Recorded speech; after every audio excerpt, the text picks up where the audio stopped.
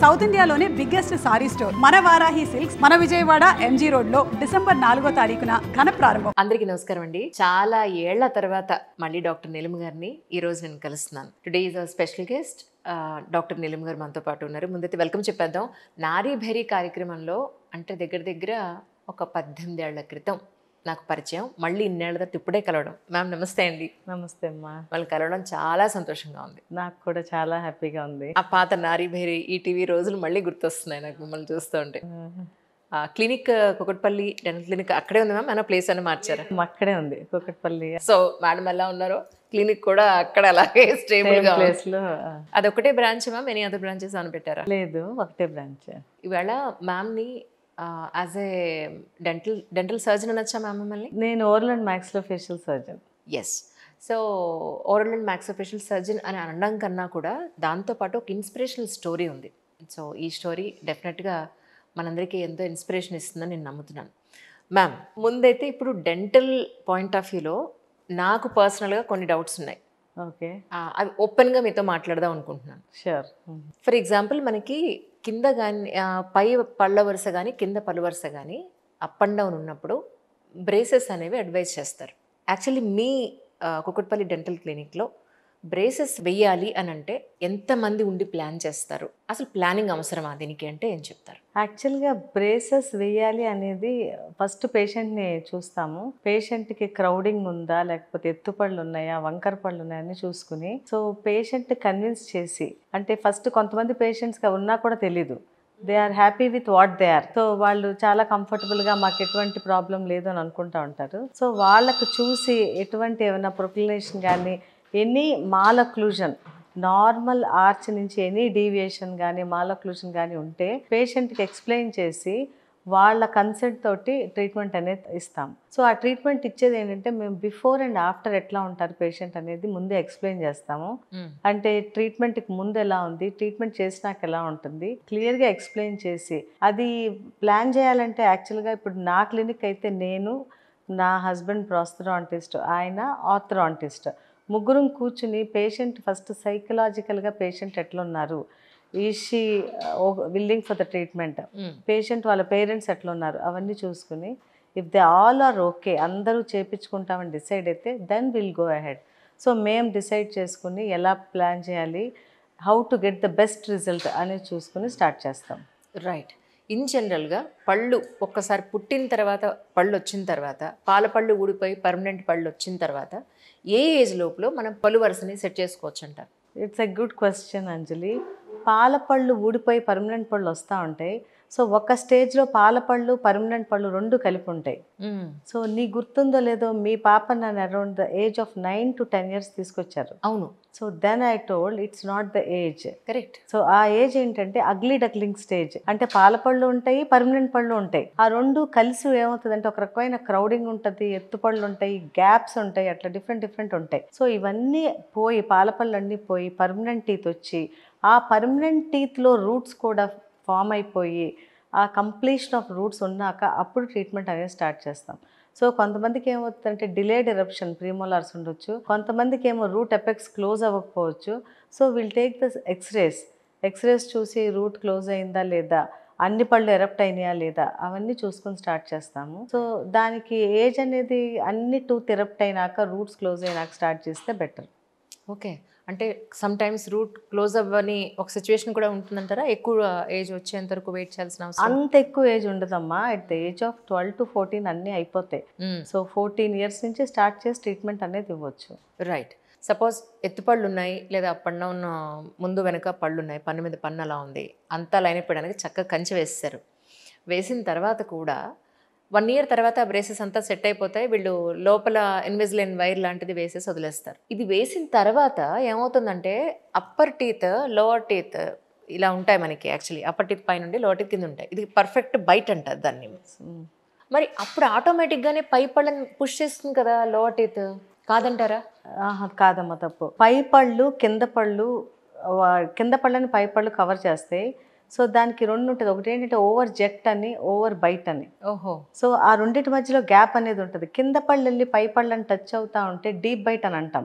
ఓహో. సో ఆ deep byte ఉన్నప్పుడు ఫస్ట్ అది కరెక్ట్ చేయాలి. డీప్ బైట్ కరెక్ట్ చేసినాక ట్రీట్మెంట్ అయిపోయినాక పేషెంట్ ఇంకా డీప్ బైట్లో ఉండరు.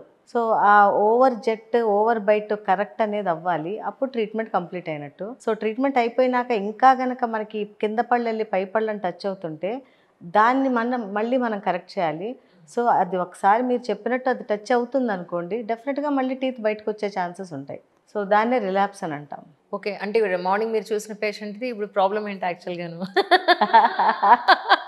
మార్నింగ్ నేను చూసిన పేషెంట్కి ఏమైందంటే ట్రీట్మెంట్ అయిపోయింది, కరెక్షన్ ఆఫ్ టీత్ కూడా అయిపోయింది, కాకపోతే మళ్ళీ స్లైట్గా రిలాప్స్ ఉంది.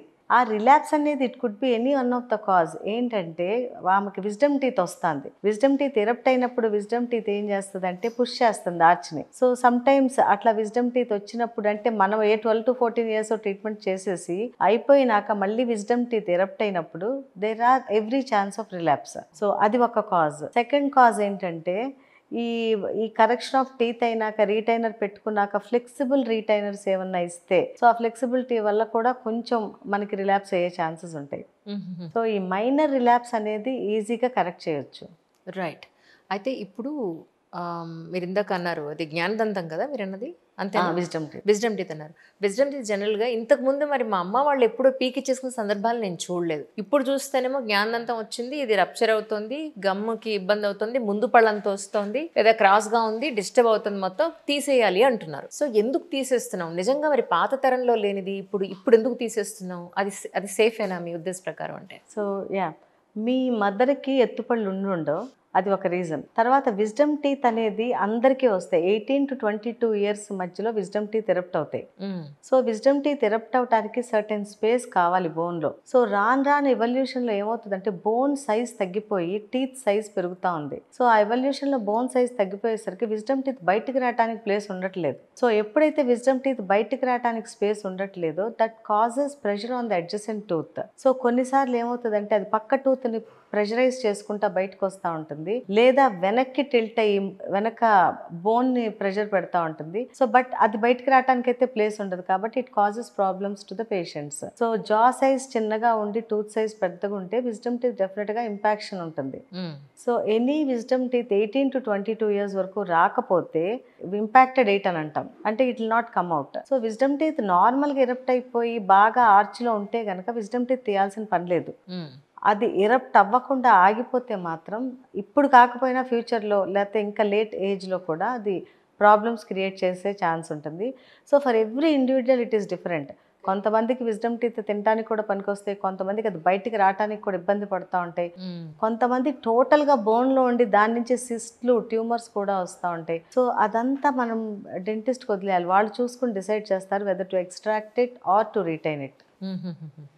అంటే నిజంగా ఏ ఏజ్ వరకు మనకి విజ్డమ్ టీత్ వచ్చే అవకాశం ఉంది? ఇప్పుడు ఇందాక ఒక పర్టికులర్ ఏజ్ చెప్పారు, బట్ కానీ అది దాటి కూడా వచ్చే అవకాశం ఉంటుందంటారా మీ ఉద్దేశ ప్రకారం? అంజలి, 18 to 22 years is the eruption age of any wisdom tooth. 22 years తర్వాత కనుక విజ్డమ్ టీత్ వద్దామని ట్రై చేసి అది రాలేకపోతూ ఉంటుంది, that is called impacted tooth. So 22 maximum 1 to 2 years వరకే అది బయటకు వస్తుంది, ఇంకా ఎరప్టింగ్ ఫోర్సెస్ తక్కువ ఉంటాయి. సో అది బయటకు వద్దామని ట్రై చేసినప్పుడల్లా పేషెంట్కి పెయిన్, ప్రెషర్ అవన్నీ ఉంటుంది. సో అది ముందుకు వద్దామంటే పక్క టూత్లో పెయిన్, బ్యాక్ సైడ్ ఉంటే మోలార్లో పెయిన్, లేదా కింద నర్వ్ మీద ప్రెషర్, అట్లా different sorts of pressure create చేస్తూ ఉంటుంది. కాబట్టి ఎప్పుడైనా మనం విజ్డమ్ టూత్ ఎక్స్ట్రాక్షన్ 22 years తర్వాతే చేస్తాం. 18 ఏళ్ళకి 17 ఏళ్ళకి విజ్డమ్ టూత్ ఎక్స్ట్రాక్షన్ అనేది చేయం, ఇంకా స్టిల్ దెర్ ఈస్ టైం. అలా కాకుండా టోటల్ అన్యూజువల్ పొజిషన్లో అంటే హారిజాంటల్గా కానీ లేదా కింద యాంగిల్ దగ్గర కానీ లేకపోతే రేమస్ దగ్గర కానీ అట్లా ఉంటే అప్పుడు విజ్డమ్ టీత్ ఏజ్లో అయినా తీసేస్తాం. రైట్. కానీ నిజానికి ఏదైనా పన్ను తీసేస్తే పాతకాలంలో మా అమ్మ వాళ్ళు అనేవాళ్ళు కంటికి చాలా కంటి నరాలు దెబ్బ తినిపోతాయని. Is it right ma'am? Absolutely no అమ్మా. సో పన్ను తీస్తే కంటికి దెబ్బ అనేది లేదు, ఎందుకంటే విజ్డమ్ టీత్ నరాలన్నీ మనకి కింద ఇన్ఫీరియర్ నర్వ్, లింగ్వల్ నర్వ్ అవన్నీ కింద ఉంటాయి. మనం తీయాలంటే ఇంజెక్షన్ అక్కడే ఇస్తాం. సో ఆ విజ్డమ్ టీత్ మనం తీసినప్పుడు ఆ నరాలు పార్షల్గా ఒక 6 to 8 hours నంబ్ అవుతాయి, and we are giving only local anaesthesia. So ఆ లోకల్ అనస్థీషియా ఇచ్చినప్పుడు అంతవరకే మనకి నమ్నెస్ ఉంటుంది, తర్వాత స్లోగా రీగైన్ అయిపోతుంది. సో విజ్డమ్ టీత్ తీయటం వల్ల కళ్ళు పోవటం అనేది లేకపోతే వినపడకపోవటం అనేది అవన్నీ అపోహలు మాత్రమే. అవి తీయించుకుంటే బెటర్ అమ్మ రైట్ ఏజ్లో. రైట్. కానీ అప్డేట్ వచ్చిన ట్రీట్మెంట్స్ అంటే ఏంటండి రైట్ నౌ అన్ని రకాలుగా మనం మాట్లాడుకుంటే?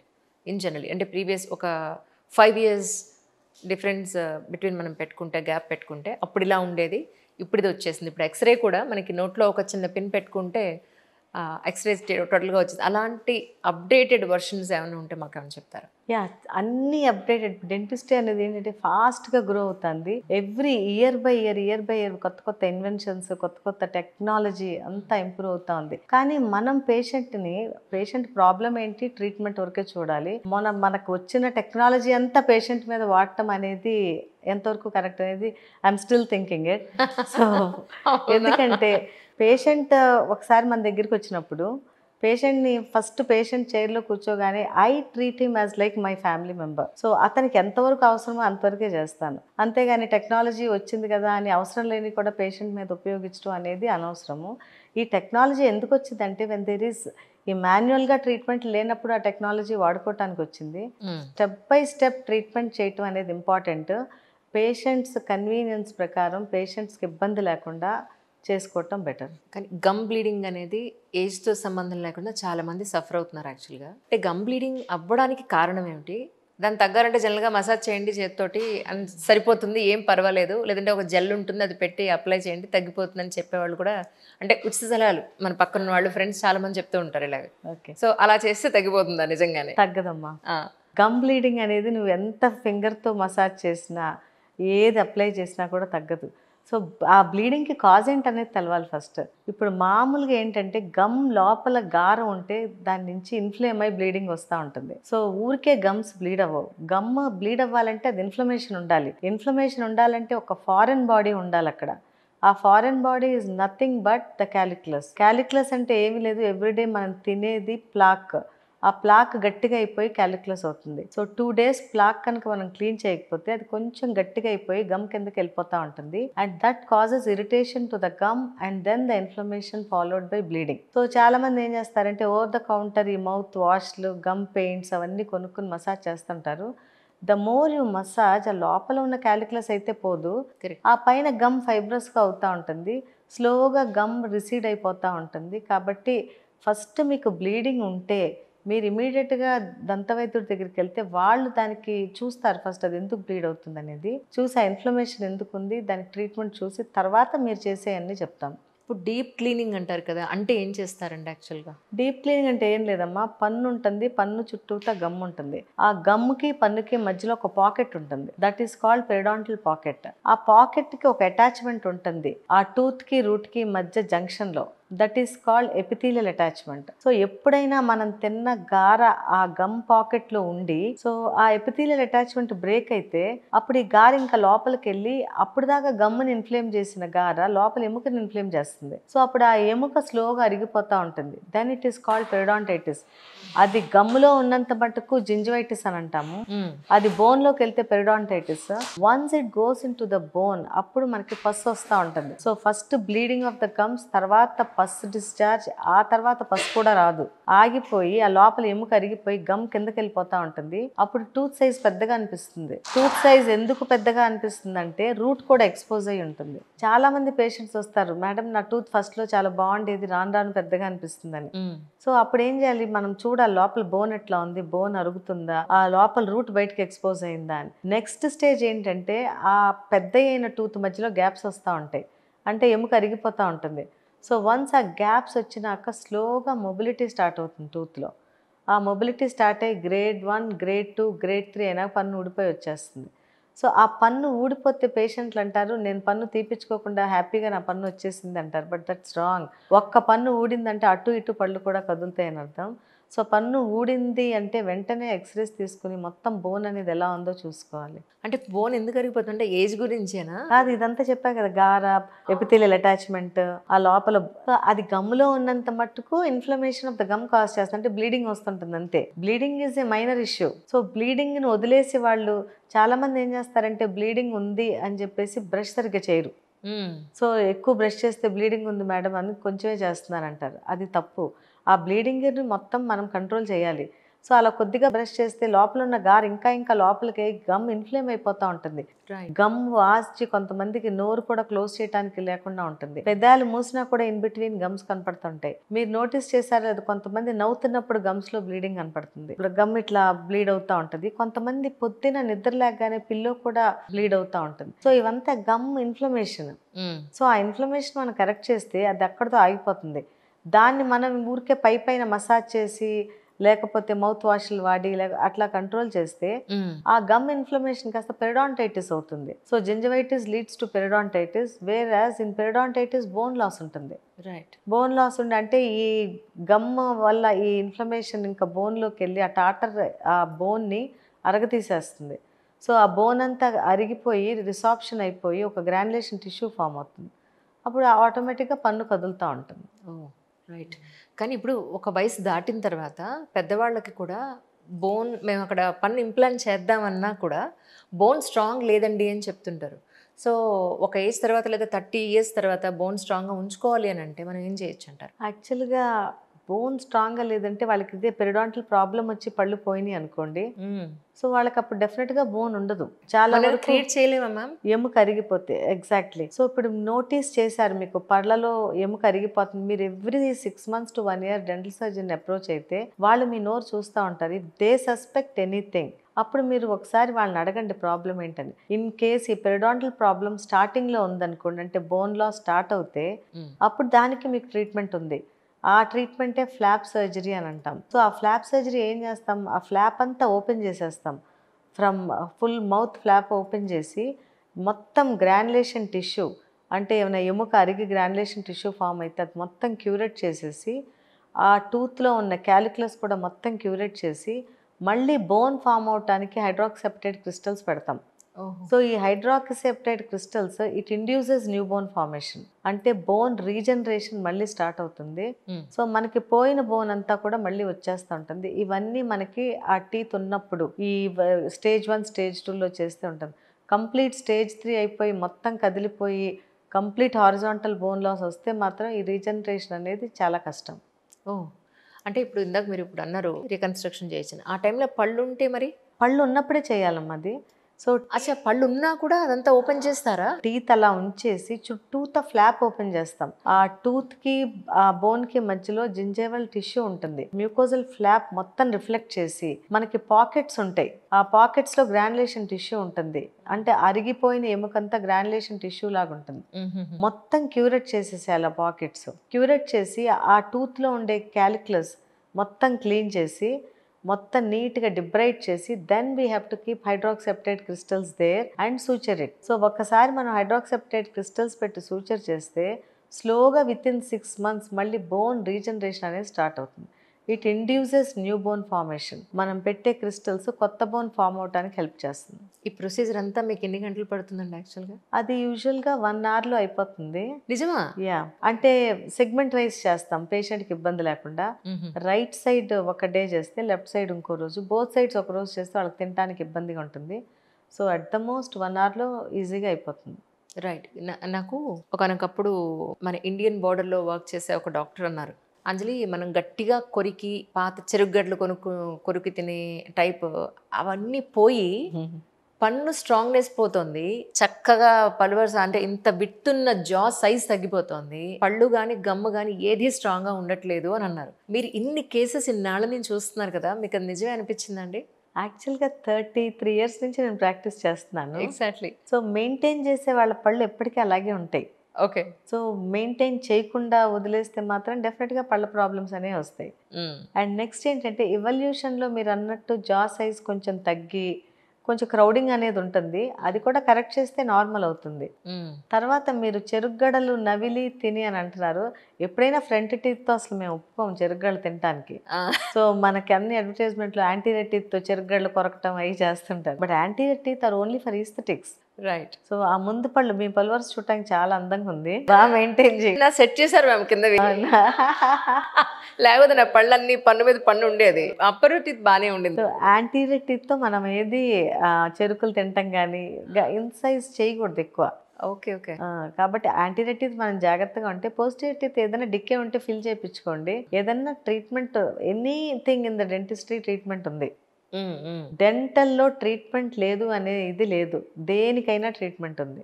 నేను ఫేస్ చేసిన ప్రాబ్లం చెప్తాను మీకు. ఒక మూవీ కోసం నాకు ఈ లోవర్ టీత్ అంతా అప్పర్ వర్స్ కరెక్ట్గా ఉండాలండి, పన్ను మీద పన్ను ఉంది, ఒక పన్ను పైకి ఒక పన్ను కిందకి ఎలా ఉంది అని అంటే సెట్ చేశారు. అప్పుడు ఏం చేశారంటే ఒక పన్ను తీసేయాలన్నారు, ఈ సైడ్ పన్ను ఒకటి తీసేశారు. ఆ గ్యాప్ క్లోజ్ అయ్యే విధానంలో 1 ఇయర్లో నాకు కింద ట్రయాంగిల్గా గ్యాప్ వచ్చింది. చాలామంది ఏమన్నారంటే క్యాప్ పెడితే నీకు పర్మనెంట్గా ఉంటుందని కొంతమంది అన్నారు.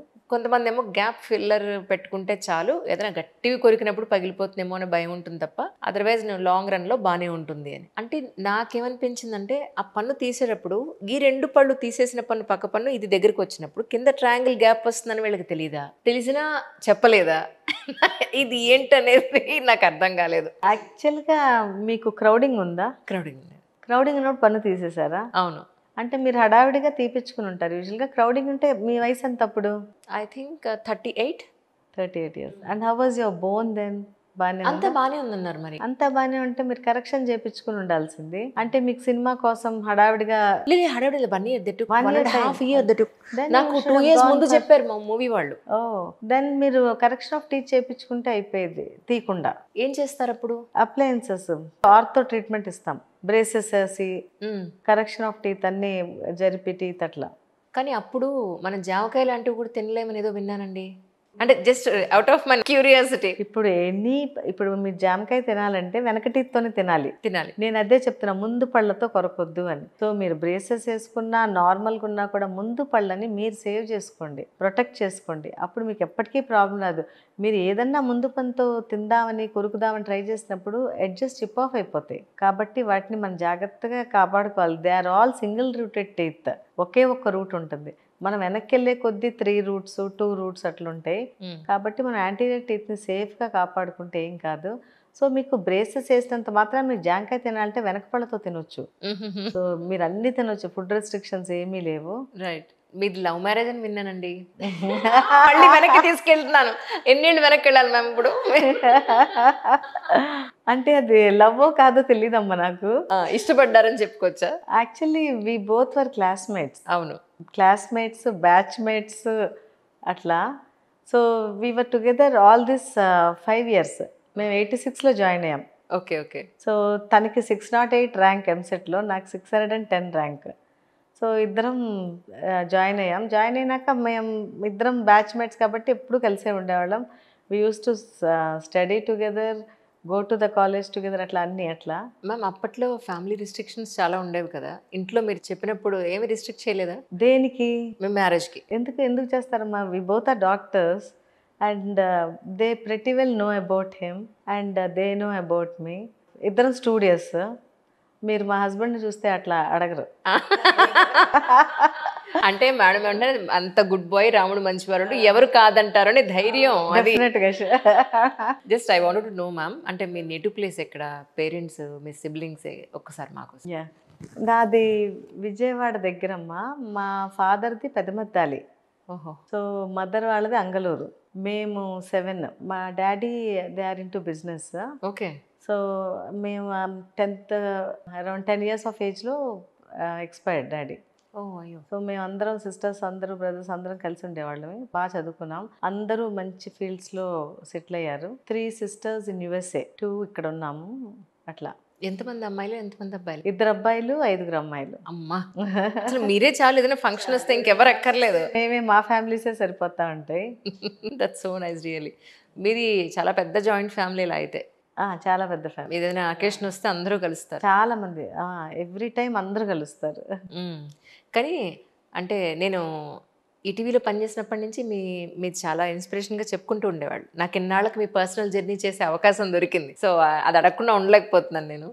సార్కి కిడ్నీ ఫెయిల్ అయినప్పుడు మీ కిడ్నీ ఇచ్చారని చెప్పని విన్నాను. అసలు ఫెయిల్ అవ్వడానికి కారణం ఏమిటి? మీరే ఎలా ఇవ్వగలిగారు? అదొక్కసారి మా కోసం. అది పెద్ద రీజన్ ఏం లేదు ఎందుకు వచ్చిందని. Just nephropathy. ఆయనకి ఒకసారి చికెన్ పాక్స్ వచ్చింది. ఆ తర్వాత చూస్తే అన్ని లెవెల్స్ పెరిగి ఉన్నాయి. అప్పుడు సడన్గానే after viral infection chicken pox వచ్చినాక నోటీస్ చేసాం. అప్పుడు దాకా అయితే అసలు ఏం తెలియలేదు. సో నోటీస్ చేసినాక అన్నీ పెరుగుండి then doctor told us you have to go for a transplant. Then I was only 35 years old and he is 37 I think. నాకన్నా 2 years పెద్ద. సో పిల్లలు కూడా చిన్నాళ్ళు, 10 years and 5 years పిల్లలు. కానీ నిజంగా ఇది ఖచ్చితంగా ట్రాన్స్ప్లాంట్కి వెళ్ళాలన్నప్పుడు మీరే అనుకున్నారా, లేకపోతే బయట ట్రై చేద్దాం అనుకున్నారా? బయట ట్రై చేద్దాం అనుకోలేదు. ఫస్ట్ ఫ్యామిలీ అడుగుతారు కదా, సో పేరెంట్స్ డయాబెటిక్, ఓ sir parents. Okay okay. So then బయట రిలేటివ్స్ వాళ్ళని అడిగే కన్నా నాకే ఇవ్వాలనిపించింది, because that is nothing which I can do for him. So అనుకున్నా కానీ ఆయనకు చెప్పలేదు, ఆయనకు అసలు తెలియదు నేను ఇస్తున్నట్టు కూడా. సో ఆయనతో నేను ఏదో డోనర్ లేకపోతే తెలిసిన వాళ్ళు ఇస్తున్నారని చెప్పాను, కానీ ఆయనకి లాస్ట్ మినిట్ వరకు నేను ఇస్తున్నట్టు తెలియదు. లాస్ట్ మినిట్ వరకు నేను సైలెంట్గా చేయించుకున్నాను. లాస్ట్ మినిట్లో లోపలికి వెళ్ళేటప్పుడు అప్పుడు తెలిసింది. అది అంటే చెప్తే మళ్ళీ ఆయన ఒప్పుకోరేమో ఎమోషనల్ అయ్యే అవకాశం ఉంటుంది. అంతా అయిన తర్వాత ఏమన్నారండి సార్? ఏమన్నారు? సార్ బాధపడతారు కదా ఇచ్చినందుకు. But he is comfortable, we both are comfortable now. Almost ఇది 20 years back story. Yes I know. అంటే నేను ఈ క్వశ్చన్ ఎందుకు అడిగానో నేను చెప్తాను మీకు. ఇది నా జీతం, ఈ రూపాయి నాది, ఈ సేవింగ్ నాది, నేను కొనుక్కుంటాను, నా పర్సనల్ టైం, ఇది నా ప్రయారిటీ, ఇది నా టైం నా కోసమే, ఇలా అనుకునే ఈ రోజుల్లో ఇద్దరు కపుల్స్ ఇన్నాళ్ల పాటు సక్సెస్ఫుల్గా మ్యారీడ్ లైఫ్ని లీడ్ చేస్తూ ఎంతో ఇంపార్టెంట్ అయిన ఒక ఆర్గాన్ని మీరు అమ్మో ఆయనకి ఇస్తే మరి నేను ఎలా బతకాలి, నాకు ఒక్కటే కదా అన్ని మీరు ఆగకుండా మీరు చేసిన త్యాగానికి నేను I want to show it to the society. అది త్యాగం అంటే చాలా పెద్ద మాట అమ్మా. యాక్చువల్గా వి బోత్ ఆర్ వన్. నాకు అనేది లేదు మా ఇద్దరికి, మాకే అనుకుంటాము. తర్వాత మేమిద్దరం 24 hours కలిసే ఉంటాం. క్లినిక్ ఆల్సో వీఆర్ టుగెదర్, ఇంట్లో కూడా టుగెదర్. నాకైతే క్లినిక్కి వెళ్ళి పెద్ద పని చేస్తున్నట్టు కూడా అనిపించదు. ఇద్దరం కలిసి వెళ్తాము, అన్నీ చూసుకుంటాము, వస్తాము, ఇంట్లో కూడా అంతే అట్లా. సో ఇద్దరికి అండర్స్టాండింగ్ అది. మా ఇద్దరికి నా అకౌంట్, నా ఇన్కమ్ అట్లా అసలు లేనే లేదు. యాక్చువల్గా నేను గవర్నమెంట్లో యూపీపీఎస్సీ సెలెక్షన్ అయ్యింది. I worked in Osmania for 7 years. కానీ నేను ఒక్కదాన్ని అక్కడికి వెళ్ళి చేయాలి ఎందుకు అని చెప్పి నేను రిజైన్ కూడా చేసేసి ఇద్దరం కలిసే ప్రాక్టీస్ చేస్తా ఉన్నాం. That's so nice. అది కదా రియల్. మీ కెరియర్ని కూడా వద్దనుకుని ఇద్దరు కలిసే ఉండాలి, కలిసే పని చేద్దాం, కలిసే ట్రీట్ చేద్దాం పేషెంట్స్ని అని ఇద్దరం చేసాము. సో నేను ఉస్మానియాలో కూడా అందుకే 7 years వర్క్ చేసి నేను రిజైన్ చేశాను. సో ఇద్దరికి చాలా మంది అంటారు కదా, మీరు 24 hours కలిసి ఉంటారు, మీ ఇద్దరికి బోర్ కొట్టదా? బోర్ కొట్టదా? అది అభిప్రాయ భేదాలు రావా? అసలు లేదు, 100% రాదు. Even in the treatment also నేను ఫస్ట్ పేషెంట్ని చూస్తాను, తనతో చూపిస్తాను, ఇద్దరం కూర్చొని డిస్కస్ చేస్తాము, what best we can do to the patient అనేది ఆలోచిస్తాము. సో సెకండ్, ఆ పేషెంట్కి ఎటువంటి ఇబ్బంది ఉండకూడదు. After 10 years also patient should feel happy and comfortable అనుకుంటాం. అట్లా ఇన్ని years together we dead with no complications, touch wood. మీరు నమ్మరు, ఫిల్మ్ ఇండస్ట్రీలో కానీ, మీడియాలో కానీ, ఎనీ అదర్ ఫీల్డ్స్ కానీ వైఫ్ అండ్ హస్బెండ్స్ ఒక చోట పని చేయకూడదండి, దానంతా ఇది ఇంకొకటి లేదు. చాలా తప్పు. అంటే ఒకళ్ళని ఒకళ్ళు మేము రెస్పెక్ట్ ఇస్తాం. If I say something, sir ఆలోచిస్తారు. ఆయన ఏదన్నా అంటే నేను అసలు దానికి అగెయిన్స్ట్ వెళ్ళను. ఆయన వద్దు అంటే దేర్ ఎండ్స్ ద మ్యాటర్. ఏది ఆయనకి అగెయిన్స్ట్ చేయను, ఆయన కూడా అంతే, నాకు వద్దు అంటే ఆయన చేయరు. సో అట్లా ట్రీట్మెంట్స్ కానివ్వండి, పర్సనల్ కానివ్వండి, ప్రొఫెషనల్గా కానివ్వండి, so we got use to like that. So ఇద్దరం ఒక మాట మీద ఉంటాం. ఇప్పుడు మా రిలేషన్స్లో కూడా అందరు అదే ఆశ్చర్యపోతూ ఉంటారు. అదే కదా, పొద్దు నుంచి రాత్రి వరకు కలిసి ఉండి ఒక ఇంట్లో ఉన్న వాళ్ళే మామూలుగా కొట్లాడుకోవట్లేదు. అభిప్రాయ భేదాలు, నీ మాట నేనెందుకు వినాలి, అయితే నేనన్నది నువ్వు ఎందుకు వినవు, ఈ పాయింట్లో ఎక్కువ వస్తాయి కదా. సో ఒకటి అడుగుదాం, మీకు ఇద్దరు ఆడపిల్లలు, ఇద్దరు పిల్లలకి పెళ్ళిళ్ళు చేసేసారు. మీరు వాళ్ళకి వెళ్ళేటప్పుడు ఏం చెప్పారు? పెళ్లి చేసి పంపించేటప్పుడు ఏం చెప్పారు వాళ్ళకి నేనేం చెప్పలేదు అంజలి, టు బి ఫ్రాంక్. వాళ్ళు మా ఇద్దరిని చూసి మాకన్నా వాళ్ళు ఇంకా ఎక్కువ బాండింగ్తో ఉంటారు. అది నిజంగా చాలా ఇంపార్టెంట్ విషయం. వాళ్ళు మమ్మీ డాడీ ఇలా ఉన్నారు, మమ్మీ డాడీ ఇంత అఫెక్షనేట్గా ఉంటారు, ఒకళ్ళొకళ్ళు ఇంత చూసుకుంటారని. మా పిల్లలు కూడా వాళ్ళ హస్బెండ్స్తో అంతే ఎఫెక్షన్ తోటి, అంతే దీంతో ఉంటారు. నేను అదే అబ్జర్వ్ చేస్తుంటా, బికాజ్ నేను ఎప్పుడు వాళ్ళ ఫ్యామిలీ మ్యాటర్లో నేను ఇంటర్ఫియర్ కాను. బట్ నేను నోటీస్ చేస్తూ ఉంటే మా ఇద్దరికన్నా వాళ్ళు ఇంకా ఎక్కువ బాండింగ్తో ఉంటారు. సో మేబీ మన వాళ్ళు చూసి నేర్చుకుంటారేమో అనిపించింది. నిజం నిజం. కానీ మీరు ఆల్మోస్ట్ దగ్గర దగ్గర 30 years ప్లస్ నుంచి ప్రాక్టీస్ చేస్తున్నారు. ఆ కుకట్పల్లి డెంటల్ క్లినిక్ అప్పటి నుంచి అక్కడే 33 years. 33 పర్ఫెక్షనిస్ట్. 3 ఏళ్ళు తగ్గినా ఊరుకో. అయితే బ్రాంచెస్ చాలా పెట్టేసేరేమో అని అనుకున్నానండి. చాలా పెట్టాము అంజలి, తర్వాత స్లోగా తగ్గించేస్తా వచ్చాము. ఎందుకంటే ఇంక ఇప్పుడు మాకు అంత కష్టపడి practice, we are in the retirement stage now. మా దగ్గరికి వచ్చిన వాళ్ళకే చూస్తున్నాము, and we have to take care of the children also. వాళ్ళ పిల్లలతో ఎంజాయ్ చేస్తున్నాము. సో ఇంకా అయిపోయింది మేము. అలా అనద్దు. అసలు ఎక్కడన్నా ఇద్దరు పిల్లలు పెళ్లి చేసి ఉంటున్నారు, మీరు అలా అంటే ఒప్పుకోం మేము. అవునా? Thank you so much. అలా అంటే సీనియారిటీ మ్యాటర్స్ అండి always, definitely.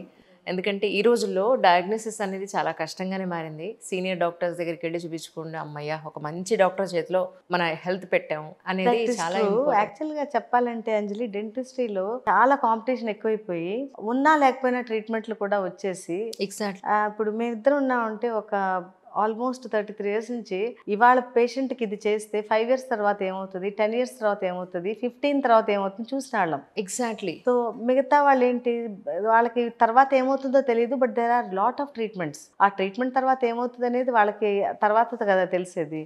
So everything they don't follow the text book, right? So మేము ఏంటంటే అన్ని మా కళ్ళతో చూసినాను. ఇది పెడితే ఇప్పుడు ఇలా ఉంటుంది, 5 ఏళ్ళ తర్వాత 10, 15, 20, 30 అట్లా. తర్వాత ఇంకోటి మా ప్రాక్టీస్ లో మేము 4 generations చూసాం. ఎగ్జాక్ట్లీ. ఒకే ఫ్యామిలీలో ఆ పెద్ద ఆయన్ని, ఆ నెక్స్ట్ జనరేషన్, నెక్స్ట్ అట్లా 4th generation కూడా మేము ట్రీట్మెంట్ ఇచ్చాము. నథింగ్ బట్ ఫ్యామిలీ డాక్టర్ లా అయిపోయారు మీరు. అంటే అన్ని జనరేషన్స్ చూస్తా స్టేబుల్ గా ఉన్నాం. సో టోటలీ ఆ ఫ్యామిలీ మా మీద డిపెండ్ అయిపోతూ ఉంటుంది. కరెక్ట్. అట్లా పేషెంట్తో మా బాండింగ్ డిఫరెంట్గా ఉండేది. So I don't treat them as patient, me and my husband. మేము వాళ్ళని ఒక ఓన్ ఫ్యామిలీ మెంబర్ కింద చూస్తా. వాళ్ళ ఇప్పుడు ఎవరైనా విఐపి వాళ్ళది చూసామనుకోండి, ఆఫ్టర్ 5 years వాళ్ళు ఏదైనా ప్రాబ్లం చెప్పినా కూడా మాకు తెలుస్తుంది ఈ టూత్లో ఉంది అని మేము అనుకుంటాం ఇద్దరం. డెఫినెట్గా ఆయన వచ్చేసరికి మాకు అంతా రెడీగా ఉంటాయి. సో ఆయనకి అవన్నీ ఉన్నాయి కాబట్టి. కరెక్ట్. సో అంత మెమరీ ఉండేది, అలా చూస్తూ ఉంటాము. తర్వాత పేషెంట్ వచ్చినప్పుడు చాలా రకాల ట్రీట్మెంట్లు ఉన్నాయి కదా అని వాళ్ళ నోట్లో చేయము. అతనికి ఇప్పుడు చేసిన ట్రీట్మెంట్ తర్వాత 5 ఏళ్ళకి ఎలా ఉంటుంది, 5 years తర్వాత ట్రీట్మెంట్ ఉండాలి మళ్ళీ ఏదైనా అవసరం అయితే, ఆ తర్వాత 10 ఏళ్ళ తర్వాత మళ్ళీ ఇంకో ట్రీట్మెంట్ ఉండాలి. అలా కాకుండా అన్నీ నేను ఇప్పుడు చేసేస్తే ఆఫ్టర్ 10 years వాట్ హ్యాపెన్స్, పేషెంట్కి నోట్లో తీసి పెట్టుకుని వెళ్తూ ఉండాలి టీత్. అలా కాకుండా కన్సర్వేటివ్గా స్టార్ట్ చేసి step by step patient comfort చూసుకుంటాను.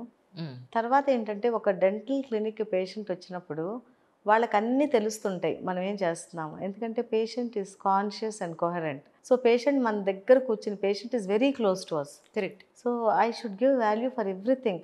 పేషెంట్ల భయానికి, పేషెంట్ల యాంగ్జైటీకి అన్నీ నేను చూసుకోవాలి. అట్ ద సేమ్ టైం వాళ్ళని నేను రెస్పెక్ట్ ఇవ్వాలి. వాళ్ళకి ఎటువంటి యాంగ్జైటీ లేకుండా స్లోగా స్టెప్ బై స్టెప్ చేస్తూ వెళ్తాను. సో అట్లా వాళ్ళకి ఏంటంటే ఒక రకమైన ర్యాపో వస్తుంది. వాళ్ళు నేను లేకపోయినా నా కోసం వెయిట్ చేస్తారు, మళ్ళీ వేరే వెళ్ళాలన్నా కూడా టెన్షన్ పడుతూ ఉంటారు. సో అది మెయిన్ ఏంటంటే they are very close to us. మనం వేరే ట్రీట్మెంట్స్, వేరే ప్రొసీజర్స్ అంటే మనం అన్ని అనస్థీషియా ఇచ్చేస్తారు, మనకు తెలీదు, అట్లుంటాయి. డెంటల్ అన్నీ తెలుస్తూనే ఉంటాయి. వాళ్ళ ఫేస్ మనకి చాలా దగ్గరగా ఉంటుంది, వాళ్ళని జాగ్రత్తగా ట్యాకిల్ చేయాలి. సో ఎవ్రీ పేషెంట్ ఒక బేబీ లాగా చూసుకుని చేస్తూ ఉంటాం. నిజం. స్కేలింగ్ చేసేటప్పుడు మీరు ఎంత మాస్క్ వేసుకున్నా నీళ్లు చింది మీద పడుతూ ఉంటాయి కదా, మీకు ఏమనిపిస్తుంటుంది మీ డాక్టర్లకి? యాక్చువల్లీ ఏమనిపిద్దండి, అలవాటు అయిపోతుంది. సీరియస్లీ. వాళ్ళు చాలా మంది, కొంతమంది తెలిసిన వాళ్ళు నోరు మీ ముందు తెరవాలంటే మాకు ఇబ్బందిగా ఉంటుంది. అదే కదా. కానీ మాకేం అనిపిదు అసలు. వాళ్ళు నోరే చూస్తాం మేము, ఇంకా వేరే ఏం చూడం. రైట్. వాళ్ళు మనకి ఎంత పరిచయం ఉంది, ఫ్రెండ్స్, ఒక్కసారి వాళ్ళ నోరు తెరిస్తే మేము చూసేది వాళ్ళ నోరే. వాళ్ళు ఎవరన్నా కానివ్వండి, సో ఆ నోరు చూస్తాము, ఆ ట్రీట్మెంట్ చేస్తాం, అంతే. ఇప్పుడు మీరు మాట్లాడుతున్నా మీ నోరే చూస్తాను నేను. ఎవరన్నా మిగతా వాళ్ళందరూ వాళ్ళు ఏం జ్యువెలరీ వేసుకున్నారు ఏం చూస్తాం. మేము డెంటిస్ట్లు పేషెంట్ నోరు చూసుకుంటే వెళ్ళిపోతా ఉంటాం. మీ ప్రాబ్లం తప్ప ఇది కనపడదు. కానీ రోసయ్య గారు మీకు బాగా క్లోజ్ అని, రోసయ్య గారు మీ ట్రీట్మెంట్ కూడా మీ దగ్గరే చాలా తీసుకునేవాడిని, ఫ్యామిలీ అంతా విన్నా, నిజమేనండి? కరెక్టేనండి, ఆయన ట్రీట్మెంట్స్ అన్ని మా దగ్గరే తీసుకునేవాళ్ళు. ఓ ఓకే ఓకే. అండ్ రిలేటివ్ అంటే ఫ్రెండ్సా ఎవరైనా మీ దాంట్లో ఉన్నది అని చాలా నమ్మారు మిమ్మల్ని? అవునవును. అంటే ఆయన మా హస్బెండ్ వాళ్ళు సేమ్, వాళ్ళు మా మామయ్య గారు వాళ్ళు సేమ్ ఊరు, ఫ్రెండ్స్ బాగా. Okay okay. సో ఆయన స్టార్టింగ్ నుంచి ట్రీట్మెంట్ మన దగ్గరే. సో ఆయన ఎక్కడికి వెళ్ళినా ట్రీట్మెంట్ మనం వేస్తాం. ఆయన చెన్నై గవర్నర్ కింద వెళ్ళినా, లేకపోతే ఇక్కడ సీఎం కింద ఎక్కడున్నా ఆయన ట్రీట్మెంట్ అయితే మేము ఇవ్వాల్సిందే. అంటే మీరు జనరల్గా గ్యాప్ కనుక పళ్ళకి మధ్య గ్యాప్ కనుక ఉంటే బ్రేసెస్ వేసినా కూడా దగ్గరికి రాకుండా, ఇప్పుడు ఇందాక నా కేసు చెప్పాను మీకు, అలా ఉంటే ఏది అడ్వైస్ చేస్తారు?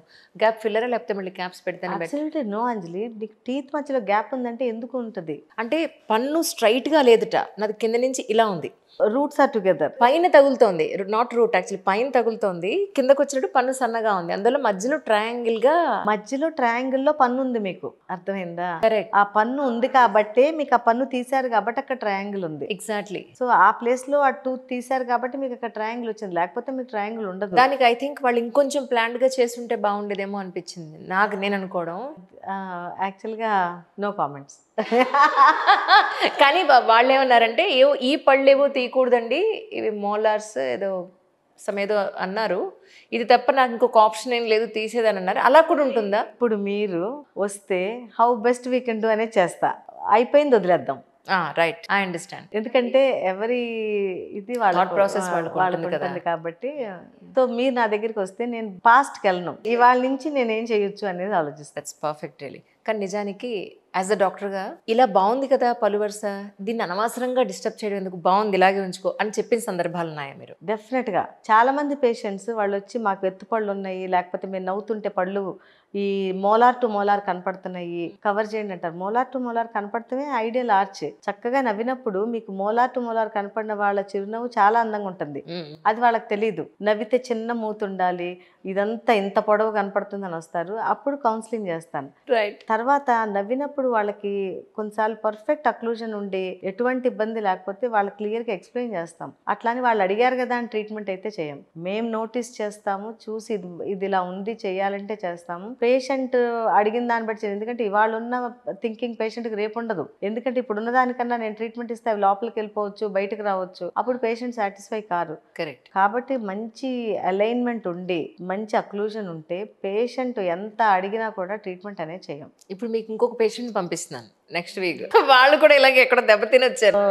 నేను అన్నాను మేడం దగ్గరికి వెళ్ళండి, నేను లొకేషన్ అది పంపిస్తాను, ఒకసారి చూడండి. ఇప్పుడు వీళ్ళకి ఏంటంటే చక్కటి జా ఉంది, పళ్ళు పర్ఫెక్ట్గా ఉన్నాయి, అక్కడక్కడ ఒక పన్ను ఒకటో రెండో పళ్ళు క్రాస్గా ఉన్నాయి, దాన్ని కరెక్ట్ చేద్దామని కరెక్ట్ చేస్తే సరిపోతుందని వీళ్ళు, లేదు 2 పళ్ళు పైన 2 కింద 2 4 పళ్ళు తీసేయాల్సిందని వాళ్ళు. మీరు నీలం గారి దగ్గరికి వెళ్ళండి, మేడం ఒపీనియన్ తీసుకోండి, ఆవిడ చేసేయమంటే చేసేయండి, అంత పర్ఫెక్ట్ గా చెప్తారని చెప్పాను. They will come to you. I will tell you one thing, the same situation నా డాటర్కి అయితే ఎలా ఉంటుంది అనేది ఫస్ట్ ఆలోచిస్తా. ఎగ్జాక్ట్లీ. ఆలోచించి దాని ప్రకారం ట్రీట్మెంట్ చేస్తా. I know. సో ఎందుకంటే అసలు అది మనం ఎలా చేయాలి, ఇప్పుడు చేసేటప్పుడు ఒక టూత్ తీస్తున్నామంటే మీకన్నా నేను ఎక్కువ ఆలోచిస్తా. చాలా మంది పేషెంట్లకి టూత్ ఎక్స్ట్రాక్ట్ చేయాలని నేను చెప్పాను అనుకోండి, వాళ్ళు అమ్మో ఇది తీయాలా లేకపోతే అది ఇది అని అంటారు. నేను వాళ్ళకి ఒకటే చెప్తాను, నేను తీస్తాను అంటే మీరు తీపించుకోండి, ఎందుకంటే మీకన్నా ఎక్కువ నేను ఆలోచిస్తాను ఒక పన్ను తీయటానికి. Correct. Tooth is an organ. So why do I unnecessarily extract a tooth if there is no problem? So నేను maximum will try to save the tooth.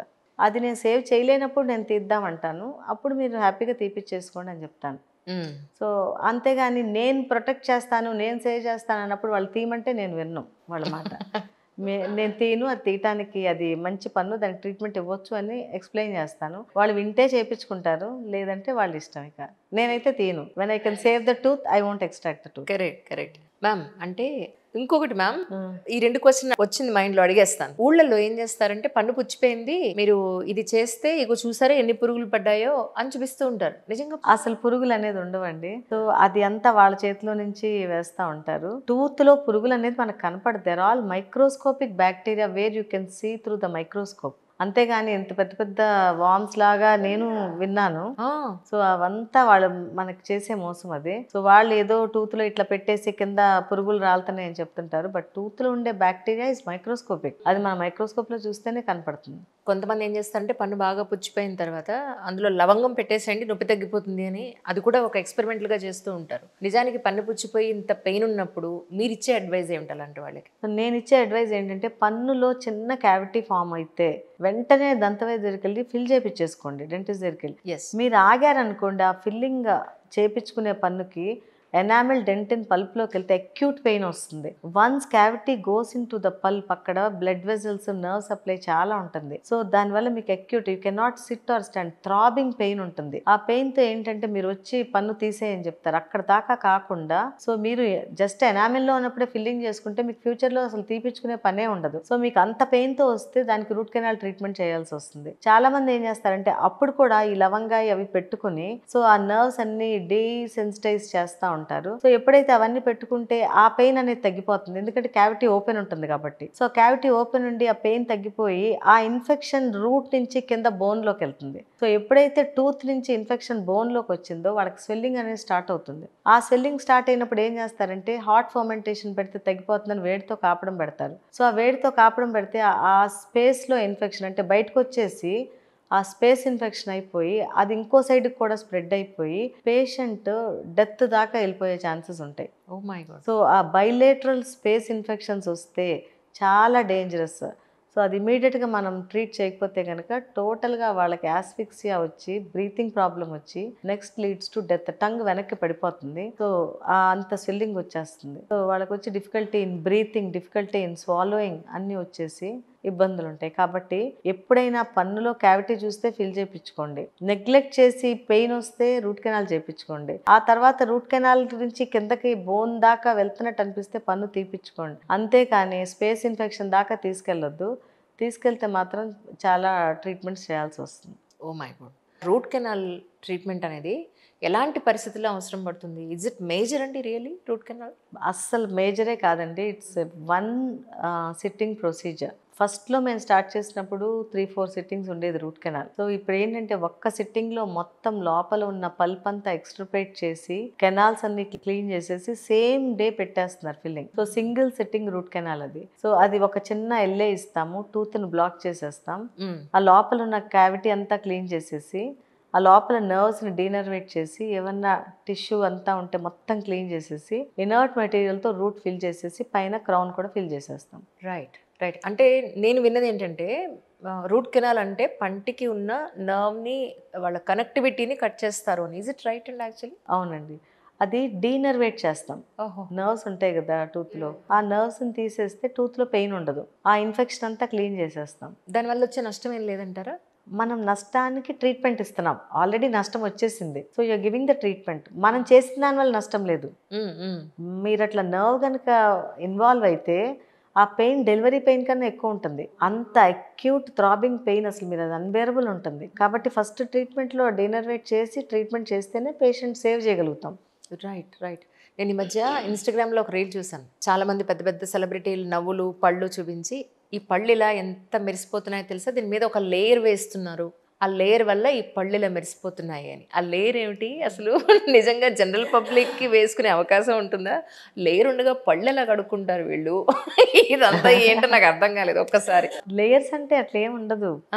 ఒకవేళ పళ్ళు కనుక మెరవాలి అని ఉంటే దానికి ట్రీట్మెంట్ ఉంది. సో ఆ పళ్ళు అట్లా మెరుస్తూ ఉంటాయి, ఆ టీత్కి ఒక ఏజెంట్తో ట్రీట్ చేసి దాన్ని క్యూర్ చేస్తే పళ్ళు మెరుస్తూ ఉంటాయి. కానీ అది టెంపరీ, డ్యూ కోర్స్ ఆఫ్ టైంలో పోతుంది. అట్లా కాకుండా కొన్నిసార్లు ఏంటంటే ఒక వెనీర్స్ లాగా ఇస్తాం. ఆ వెనీర్స్ పెడితే ఏమవుతుందంటే మన ఎనామిల్ పైన ఇంకొక ఎనామిల్ లాగా అది మెరుస్తూ ఉంటాయి. అది ఇవ్వచ్చు, కానీ అందరికీ అవసరం లేదు. మీ పళ్ళలో ఏదైనా ప్రాబ్లం ఉంటే, మీకు ఫ్లోరోసిస్ ఉంటే, లేదంటే ఏదన్నా స్పాట్స్ ఉండి చూడటానికి ఉంటే అట్లా చాలా మంది వస్తారు, ఎల్లోయిష్ వైట్ గా ఉన్నాయి నా టీత్, నా తెల్లగా మెరవాలంటారు. అసలు టూత్ ఎనామిల్ కలరే ఎల్లోయిష్ వైట్. తెల్లగా మెరిస్తే మీకు ప్రాబ్లం ఉన్నట్టు. So yellowish white is the correct colour of the tooth enamel.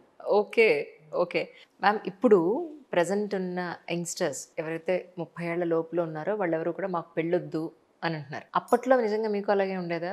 పెళ్ళొద్దు అనుకున్నారా? నిజంగా లేదు నాకు ఫ్యామిలీ కావాలి, నన్ను ఇష్టపడే ఒక భర్త కావాలి అనుకున్నారా? ఎలా అనుకున్నారు పెళ్లి పాయింట్ ఆఫ్ వ్యూలో? What is your point? Good question.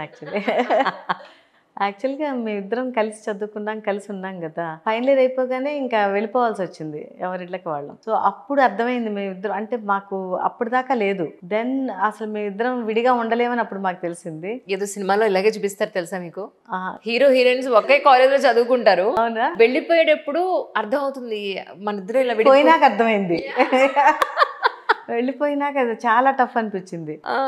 Then అప్పుడు మేము ఇంకా పెళ్లి చేసుకుంటే కలిసి ఉండొచ్చు కదా అని డిసైడ్ అయ్యామన్నమాట. That's so nice. సో అప్పుడు మేము పెళ్లి చేసుకున్నప్పుడు హార్డ్లీ నాకు 24, ఆయనకి 25, 26 అంతకన్నా లేదు.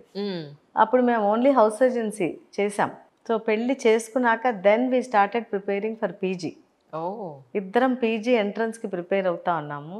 అప్పుడు నేను కన్సీవ్ అయ్యా, 9th month ప్రెగ్నెంట్ నేను. సో ఆయనకి ఫస్ట్ అటెంప్ట్లో ఆయనకి 3rd ర్యాంక్ వచ్చింది AP entrance. So he join PG. నేను 9th month ప్రెగ్నెన్సీలో నేను ఎంట్రన్స్ రాశాను. సో నేను ఎంట్రన్స్ రాయటానికి వెళ్ళినప్పుడు మా ప్రొఫెసర్స్ అందరూ నాకు సపరేట్ చైర్ టేబుల్ వేశారు. ఎందుకంటే ఆ చైర్లో నేను పట్టను. And one of my professor was saying, ఎందుకమ్మా నువ్వు ఇంత ఈ టైంలో అవసరమా అని అన్నారు. బట్ స్టిల్ నేను ఎంట్రన్స్ రాస్తే నాకు స్టేట్ 2nd ర్యాంక్ వచ్చింది. చూడండి, పెళ్లి చదువుకి అస్సలు అడ్డే కాదు. ఇంకా బాగా చదివాం ఇద్దరం, చాలా హార్డ్ వర్క్ చేసాం. అండర్స్టాండ్. సో చేసినాక ఇద్దరికి పీజీ సీట్లు in Osmania 2nd and 3rd ranks. అసలు అప్పట్లో 7 సీట్లే ఉండే ఉస్మానియాలో.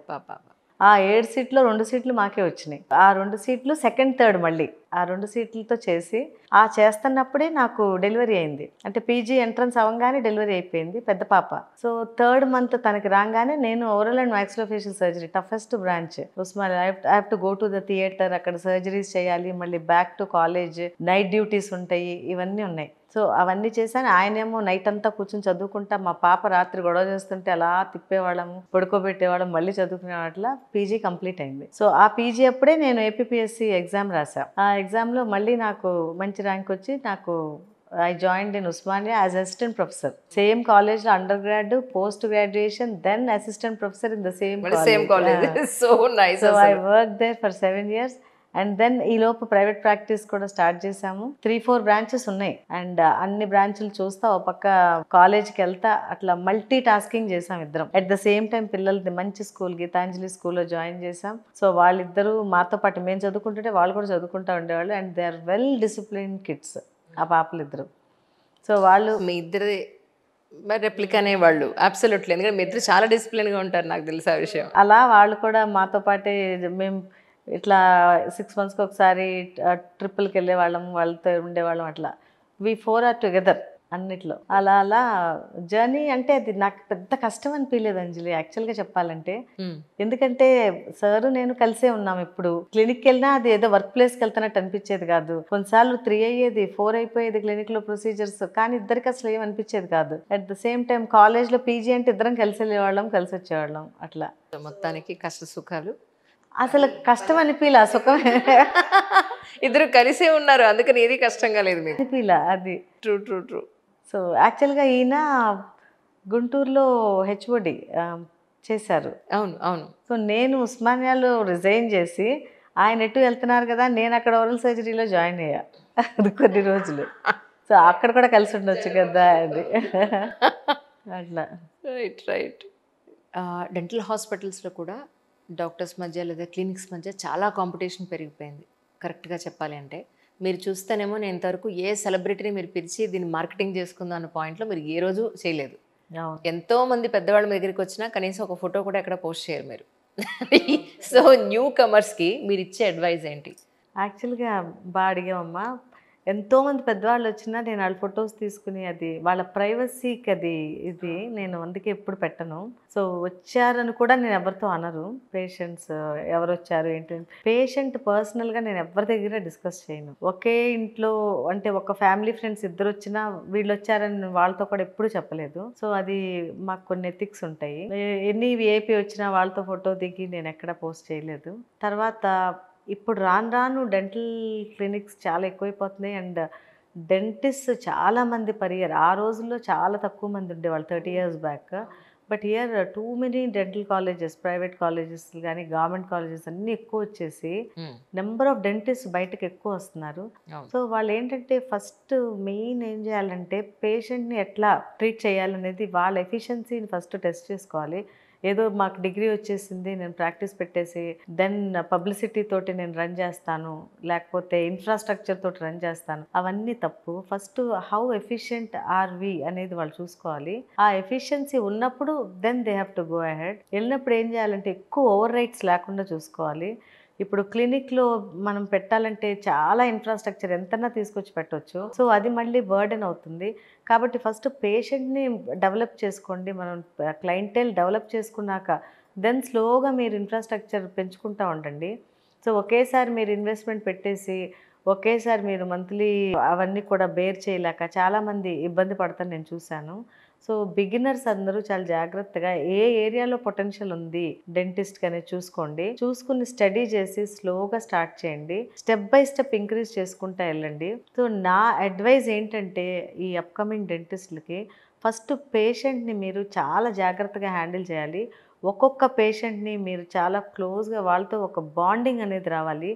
పేషెంట్ డాక్టర్ రిలేషన్ పేషెంట్తో మీకు ఒక బాండింగ్ వస్తే ఆ పేషెంట్ ఇంకా మిమ్మల్ని వదిలి ఎక్కడికి వెళ్ళరు. స్లోగా అట్లా క్లయింటెల్ డెవలప్ చేసుకుంటా దెన్ మీ ఇన్ఫ్రాస్ట్రక్చర్ కూడా డెవలప్ చేసుకుంటా ఉండండి.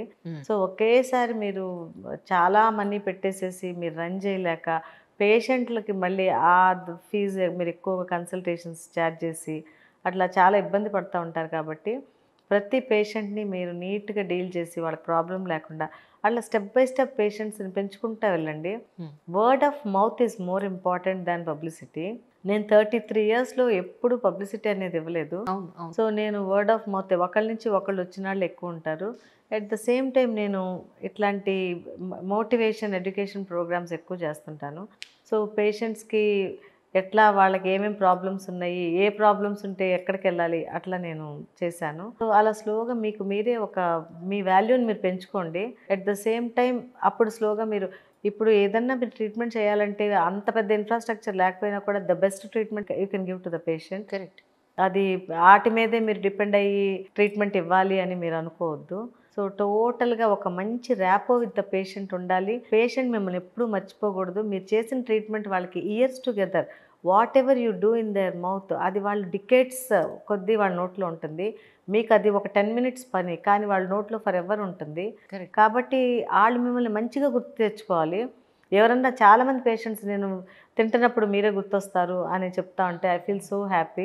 ఏదైనా నేను ఫంక్షన్స్కి వెళ్ళినప్పుడు నేను వాళ్ళు తింటున్నానంటే మీ వల్లే అని అంటూ ఉంటారు. సో అట్లా మీరు కూడా మీరు చూసే అరగంట ఆ పేషెంట్ని వాళ్ళ జీవితాంతం వాళ్ళ వాటితో ఉండాలి. కాబట్టి ది బెస్ట్ మీరు చేయండి. మీరు చేయలేకపోతే చేసే వాళ్ళని పిలుచుకోండి మీ క్లినిక్స్కి.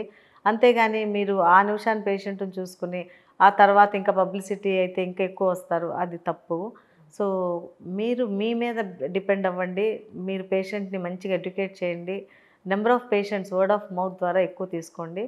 మినిమమ్ మెయింటెనెన్స్ అండ్ మినిమం ఇన్ఫ్రాస్ట్రక్చర్తో స్టార్ట్ చేసి స్లోగా పెంచుకుంటూ వెళ్ళండి. కానీ ఈ రోజుల్లో అండి ఎలా పబ్లిసిటీ అనేది మార్కెటింగ్ ఎలా చేస్తున్నారంటే ఇంత పెద్ద ఇన్ఫ్రాస్ట్రక్చర్ ఉంది, మా దగ్గర లేని ట్రీట్మెంట్ లేదు, అప్డేటెడ్ వెర్షన్స్ అన్నీ మా దగ్గర ఉన్నాయి, సో మీరు 10 రకాల ప్లేసులకి తిరగాల్సిన పని లేదు, అన్నీ మా దగ్గరే ఉంటాయి, ఇది చూపించుకోవడానికి చాలా వీడియోలు చేసి పెడుతూ ఉన్నారు. సో మీరు చూస్తేనేమో కరెక్ట్గా చెప్పాలంటే ఇవన్నీ ఉండడం వల్ల కొన్ని పర్టికులర్ ఇవి ట్రీట్మెంట్స్ ఉండడం వల్ల ఫర్ ఎగ్జాంపుల్ మనకి ఎక్స్రేనే అనుకుందాం అండ్ వీటి వల్ల మనకి చాలా రకాలైన డిస్టర్బెన్స్ వస్తాయని ఇందాక మీరు అన్నారు. మనకి వ్యూవర్స్కి అర్థం కావడానికి మీరు ఎందుకు అంత పెద్ద ఇన్ఫ్రాస్ట్రక్చర్ పెట్టలేదు అని అంటే ఏం చెప్తారు? యాక్చువల్గా నాకు కావాల్సిన అన్నీ ఉన్నాయి అంజలి క్లినిక్లో, నేను ఎక్కడికి పంపను. So I have intraoral x-rays ఉన్నాయి, at the same time RVGs ఉన్నాయి, అట్లా పేషెంట్కి అవసరమైనవి ఉన్నాయి, అంతేగాని ఎక్స్ట్రా హైప్ నా దగ్గర పెట్టుకోను. సో దానివల్ల మనకి ఇబ్బందులే. ఇప్పుడు సే ఫర్ ఎగ్జాంపుల్ నేను పేషెంట్కి ఏదన్నా ఒక సింగిల్ టూత్ ఎక్స్రే అనుకోండి, అప్పటికప్పుడు ఒక ఐఓపీ తీస్తాను, లేకపోతే ఆర్వీజీతో చూస్తాను. అలా కాకుండా నేను ఓపీజీ మెషిన్ తెచ్చుకుని నా క్లినిక్లో పెట్టుకున్నాను అనుకోండి, దానివల్ల నాకు పేషెంట్కి నా క్లినిక్లో చేసే వాళ్ళకి అందరికీ రేడియేషన్ హ్యాజర్డ్స్ ఉంటాయి.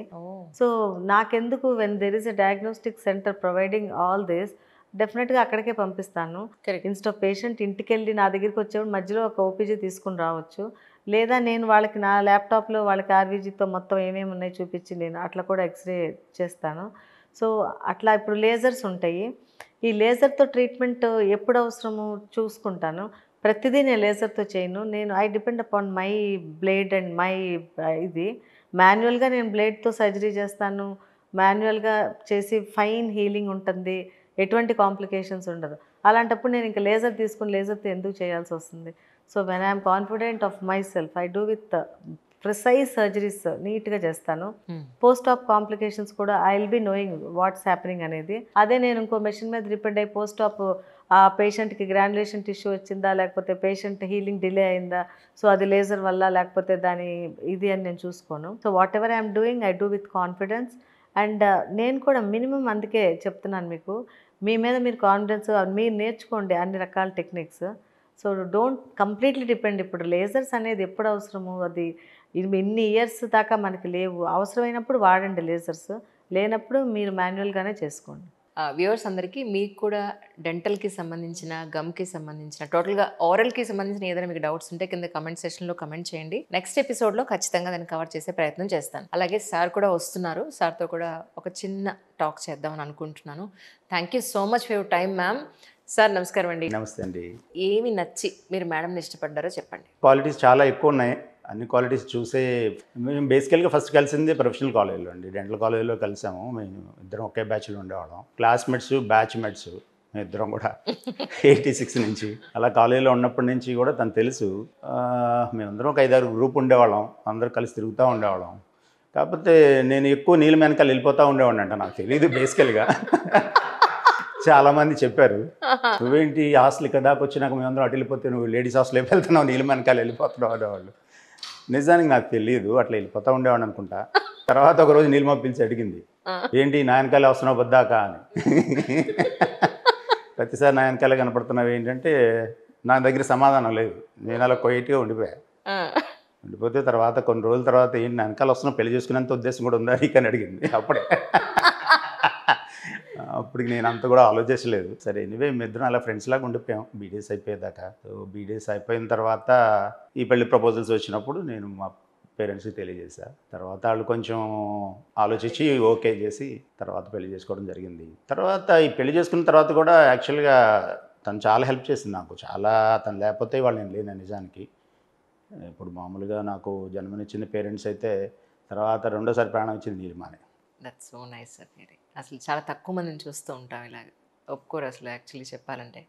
అదే తను చేసిన దాని ముందు మనం నేను చేసింది చాలా నథింగ్ అండి. ఏముంది, నేను హస్బెండ్ లాగా ఉన్నాను అంతే. That's amazing really. కానీ సార్ మీకు 2 ఆడపిల్లలు కదా, అవును.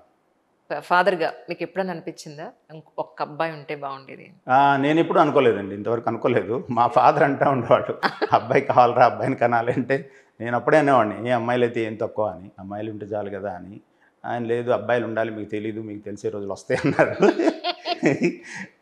కానీ మా 2 పిల్లలు నన్ను కొడుకుల కన్నా ఎక్కువగా చూసుకుంటారు. ఆ తర్వాత నాకు వచ్చిన 2 అల్లుళ్ళు కూడా నా కొడుకుల కన్నా ఎక్కువ, చాలా చాలా చాలా. అది ఓపెన్గా చెప్పుకోవాల్సిన సీక్రెట్ కాదు. మీ ఇద్దరం కలిసే చదువుకున్నాం, కలిసే జర్నీ చేసాం, ఇద్దరం కలిసే పని చేసాం. ఏ రోజున ఒకళ్ళంటే ఒకళ్ళు బోర్ కొట్టడం, కొట్లాట్లు, మిస్అండర్స్టాండింగ్స్, అభిప్రాయ భేదాలు ఎప్పుడూ లేవు అని ఎలా సాధ్యమైందంటే ఏం చెప్తారు? ఇప్పుడు కొట్లాట్లు అంటే చిన్న చిన్న అంటానే ఉంటుంది, నేను అంటానే ఉంటాను. అంటే బేసికల్గా తను చాలా సాఫ్ట్, తన కోపం రాదు. నేను చిన్నప్పటి నుంచి చాలా కోపం ఎక్కువ నాకు. ఓకే. చాలా చాలా కోపం, ఎమోషన్స్ 2 ఎక్కువే. సో ఆ కోపంతో చిన్నప్పుడే మా ఫాదర్ పిలిచి చెప్పేవాళ్ళు. నేను ఎప్పుడు చిన్నప్పుడు స్కూల్లో ఉన్నప్పుడు కూడా చాలా అగ్రెసివ్గా ఉండేవాడిని. తెలియదు నాకు, అది కొద్దిగా ఇన్హెరెంట్గా అట్లా ఉండిపోయింది నా బాడీలో. సో చిన్నప్పుడు స్కూల్లో ఏదో చిన్న ఇన్సిడెంట్ అయ్యి నేను క్లాస్ పీపుల్ లీడర్గా ఉండి ఒక స్టూడెంట్ అంటే ఆయన తప్పి 2-3 సార్లు అదే క్లాస్లో ఉన్నాడు. నాకన్నా వయసులో పెద్దాడు. నాకు 10 ఏళ్ళు ఉంటాయి, 12 ఏళ్ళు ఉంటే అతను ఒక 15 ఏళ్ళు ఉంటాయి.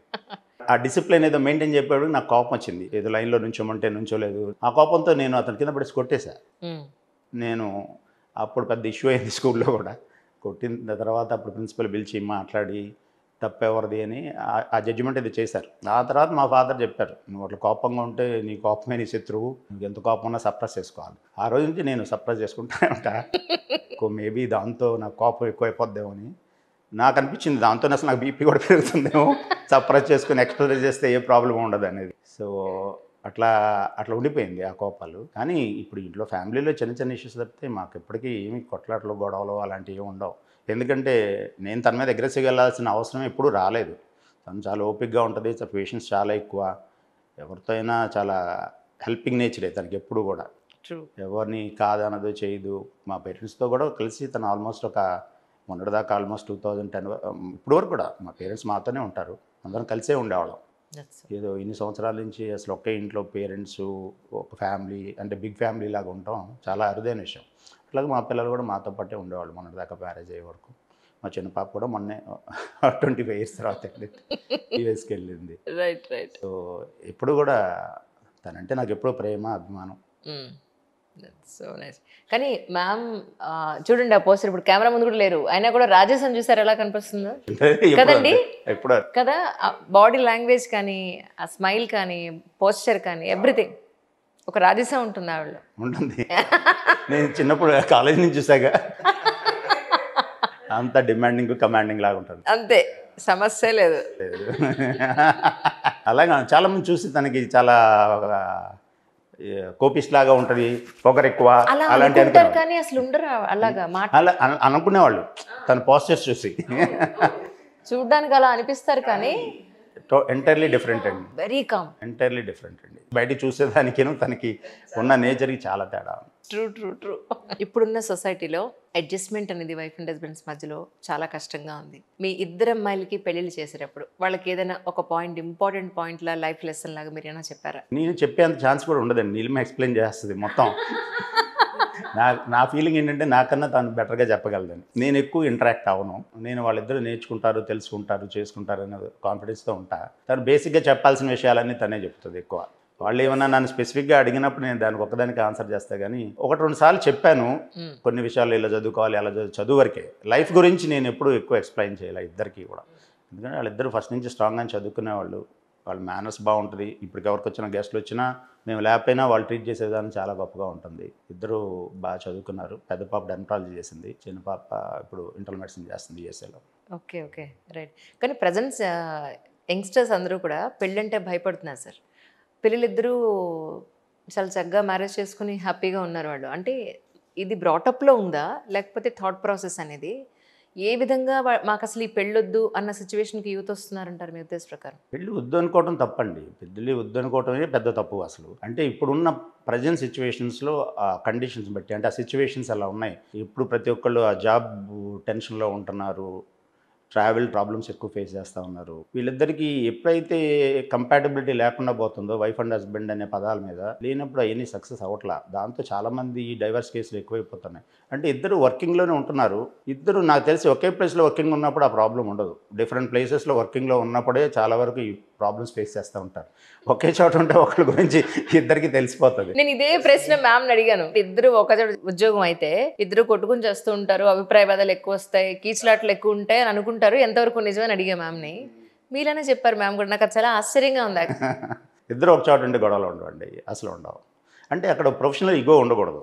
ఆ ప్రొఫెషనల్ ఈగో లేని వాళ్ళకి, ఆ కంపాటబిలిటీ ఉన్న వాళ్ళకి ఎప్పుడూ లైఫ్ సక్సెస్ఫుల్గా ఉంటుంది. అంత మెచ్యూరిటీ ఉండాలి కూడా. వస్తుందండి, ఆటోమేటిక్గా వస్తుంది. అది లేదు అంటే మీరు అన్నప్పుడు చిన్నప్పుడు బ్రాటప్లో కొంచెం వాళ్ళు ఫేస్ చేసిన ప్రాబ్లమ్స్ ఏంటో ఉండుంటాయి. ఆ ఇంపాక్ట్ బ్రెయిన్లో ఉండి దాని గురించి కూడా, అంటే ఇప్పుడు మదర్ ఫాదర్ గొడవలు పడి వాళ్ళు విడిపోయి వాళ్ళ పిల్లలు వచ్చారనుకోండి సొసైటీలో, అట్లాంటి కండిషన్స్లో ఒకసారి డెఫినెట్గా వాళ్ళ బ్రెయిన్ మీద ఇంపాక్ట్ ఉంటుంది కదా. వాళ్ళు బ్రాటప్లో తేడా ఉంటుంది, వాళ్ళు ఆలోచించే విధానం కూడా అట్లా ఉండొచ్చు, కానీ అది కరెక్ట్ కాదు. కరెక్ట్. కానీ మేడం, మీకు ఒక ఆర్గాన్ డొనేట్ చేసినప్పుడు మీ మనసులో ఉన్న ఫీలింగ్ ఏంటి సార్? వన్స్ అంతా అయిన తర్వాత లేదా చేయడానికి ముందు కానీ, what was your inner feeling ఆ రోజు? 20 ఏళ్ల క్రితందే అయినా. నేను అడగడానికి ఒక రీజన్ ఉంది, చెప్తాను. మీ ఆన్సర్ తర్వాత నేను చెప్తాను. నా ఫీలింగ్ యాక్చువల్గా, నేను నిజానికి ఆ ప్రాబ్లం నాకు కొంచెం స్టార్ట్ అయ్యింది ఒక 4-5 ఇయర్స్ ముందే. అది అట్లా ప్రోగ్రెస్ అవుద్దని తెలియదు యాక్చువల్గా. అప్పుడు టెస్ట్లు అన్నీ చేసిన తర్వాత అంతా నార్మల్గానే ఉంది, మేబీ ఇట్స్ రెగ్యులర్ వచ్చే హైపర్ టెన్షన్ లాంటిది అని చెప్పారు. మెడికేషన్ ఏది ఇచ్చారు, నేను కంటిన్యూ చేస్తున్నా. బట్ అప్పుడు ప్రొఫెషనల్ లైఫ్లో ఉన్నాం, చాలా బిజీగా ఉన్నాం, కాలేజీలకి అటాచ్ అయ్యి ఉన్నాం, ట్రావెల్ చేయటం, క్లినిక్స్ చూసుకోవటం, ఇలాంటివన్నీ బిజీలో ఉండేవాళ్ళం. అప్పుడు నేను పెద్ద ఫీల్ అవ్వలేదు, కానీ స్లోగా నా ప్రాబ్లం నాకు తెలియలేదు. కొద్దిగా అప్పుడప్పుడు లాంగ్ జర్నీలు చేసినప్పుడు smile swellings in the legs అలా వచ్చి ఉండేవి. సో అది తర్వాత ఆ రోజు కూడా నేను రియల్గా టెస్ట్ చేయించుకున్న రోజు కూడా నేను 4-5 కిలోమీటర్లు వాక్ చేసి మార్నింగ్ బ్లడ్ టెస్ట్ ఇచ్చాను, ఆ తర్వాత వాక్ చేశాను, ఆ తర్వాత రిపోర్ట్ తెచ్చుకుంటే బ్యాడ్గా ఉంది. సో ఆ రోజు ఇంకా ఎమ్మటే మేము తెలిసిన ఫిజిషియన్ అపోలోకి వెళ్ళాం. ఆయన చూసి ఎమ్మటే నెఫ్రాలజిస్ట్కి రెఫర్ చేసి, నెఫ్రాలజిస్ట్ చూసి అది sudden shock. Same day I have to undergo dialysis. Time లేదు, నువ్వు ఇమీడియట్గా స్టార్ట్ చేయాలని చెప్పి. ఓవర్ నైట్ ఎవరికి తెలియదు, పేరెంట్స్కి తెలియదు, తను ఒక్కటే ఉంది. నేను ఇంకా టైం తీసుకుంటా అని చెప్పాను. ఆయన ఒప్పుకోవాలి నెఫ్రాలజిస్ట్, ఎందుకంటే అది మళ్ళీ ఏమైనా పొటాషియం లెవెల్స్ పెరిగితే సడన్గా డేంజర్ అవుతుంది, వెళ్ళే పనే లేదు ఇంటికి, నువ్వు ఇప్పుడే స్టార్ట్ చేసుకోవాలి. ఆ నైట్గా అప్పటికప్పుడే స్టార్ట్ చేశారు, మేము ఇద్దరం ఎవరికి చెప్పలేదు. అక్కడే స్టార్ట్ అయిపోయింది. ఆ నైట్ అంతా కూడా చాలా ప్రాబ్లమాటిక్గా ఉండేది నాకు. అంటే అప్పుడు డయాలసిస్ సిస్టమ్స్ లేరు, టోటల్ బాడీ ఇంబ్యాలెన్స్ వచ్చేసి చాలా ఇబ్బంది పడ్డాను. ఇక ఆ తర్వాత తప్పదు, సర్జరీ ప్లాన్ చేసుకోవాలని చెప్పారు. అది మరి దేవుడిచ్చిన వరం ఏంటో మనకు తెలీదు. 60-20 అంతకుముందు నేను అప్పటికి పెళ్లి చేసుకుని హార్డ్లీ 12-13 ఇయర్స్ అంతే. పిల్లలిద్దరూ చిన్నపిల్లలు. సో ఆ టైంలో చాలామంది వచ్చారు, కానీ అందరూ వెనక్కి వెళ్ళిపోయారు. చివరిలో తనే టెస్ట్ చేయించుకుంది, నా హస్బెండ్కి వస్తుందేమని. ఇద్దరిది మ్యాచ్ అయింది. దాంతో ఇమీడియట్గా సర్జరీ చేయించారు. కానీ తను డొనేట్ చేస్తున్నాను విషయం నాకు చివరి నిమిషం దాకా తెలియదు. యాక్చువల్లీ మీకు ఎప్పుడు చెప్తున్నాను మీకు, మేడంది ఫస్ట్ వచ్చారు మేడం ఇంటర్వ్యూ అయిపోయిన తర్వాత అరగంటకి సార్ వచ్చారు. మేడం ఏం చెప్పారు నీకు తెలీదు. That the same answer what they said, exactly ఇదే విషయం. ట్రూ. నాకు తెలియదు, చాలా వరకు చివరి దాకా తెలియదు. చివరి డే తెలిసింది ఇచ్చేప్పుడు. ఇద్దరిని ఒకే రోజు హాస్పిటల్కి తీసుకెళ్ళిన తర్వాత తను ఇస్తుందని తెలిసింది. ఈ చివరిలో అండి ఆల్మోస్ట్ ఓటీ దగ్గర తెలిసింది నాకు తను డొనేట్ చేస్తుందని. ఇంకప్పుడు నాకేం ఫీలింగ్స్ లేవు, కళ్ళ నీళ్ళు వచ్చినాయి అంతే.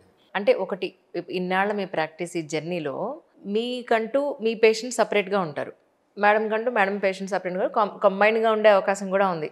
ఒకే పేషెంట్కి మీ ఇద్దరు ట్రీట్మెంట్ ఇవ్వాల్సిన అవసరం కూడా ఉండొచ్చు most probably.